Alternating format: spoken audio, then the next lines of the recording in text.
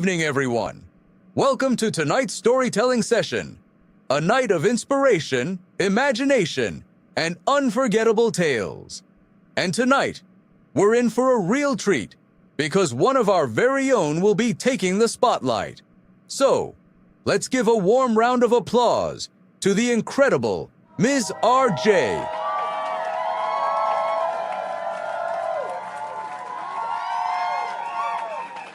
Thank you, everyone, for being here tonight.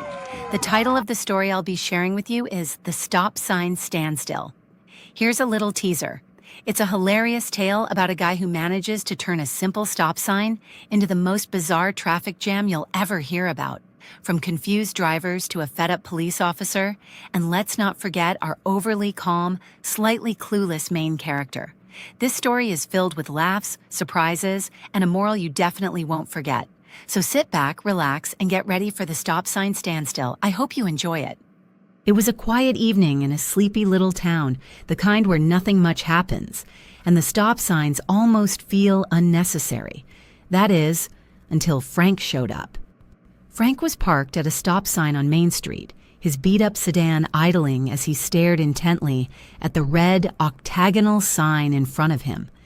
Cars passed him one by one, honking, drivers gesturing wildly, but Frank remained steadfast, as if guarding the stop sign from intruders. Eventually, a police cruiser pulled up behind him. Officer Bradley, a man who had seen his fair share of nonsense on the job, watched for a moment, waiting for Frank to move. When Frank didn't budge, Bradley turned on his lights and sighed, stepping out of his car. Bradley walked up to the driver's window, and Frank rolled it down with the calm demeanor of a man who thought he was doing everything right. "Good evening, sir," Bradley greeted, trying to sound pleasant despite his growing irritation. "Hi, officer," Frank replied cheerfully. "Everything okay here?" Bradley asked, glancing around to make sure Frank wasn't in distress. "Yeah, everything's fine," Frank said, nodding confidently. Bradley furrowed his brow. "Have you had anything to drink tonight?" Frank smiled. "No, not at this moment." Bradley blinked. "All right, then why haven't you moved?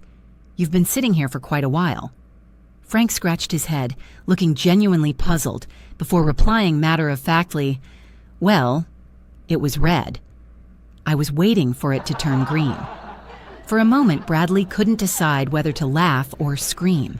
He took a deep breath, pinching the bridge of his nose, and asked, "Sir, do you understand that stop signs don't turn green?" Frank's face lit up with newfound understanding. "Really? Huh. You learn something new every day." Trying to keep his composure, Bradley asked, "All right, where do you live, sir?" Frank pointed vaguely down the street. "Down the street over there." "Down the street where?" Bradley pressed, his patience wearing thin. Frank smiled politely. "I live with my mom." Bradley sighed, exasperated. "And where does your mom live?" "By my neighbor," Frank said with a grin. Bradley's eye twitched. "And where does your neighbor live?" Frank leaned in conspiratorially and smirked. "You won't believe me if I told you." Bradley let out a long sigh. "Humor me." Frank's grin widened. "He lives next door to us." That was the moment Officer Bradley officially lost his cool. "All right, turn around and put your hands behind your back," he barked. Frank looked genuinely shocked. "But why, officer? What did I do?" "You're under arrest for being under the influence," Bradley replied, grabbing his cuffs. Frank tilted his head, genuinely confused. "Under the influence of what? Knowledge? I just learned stop signs don't turn green." As Bradley led him to the cruiser, he muttered under his breath, "The moral of this story? Don't expect a straight answer from a drunk man."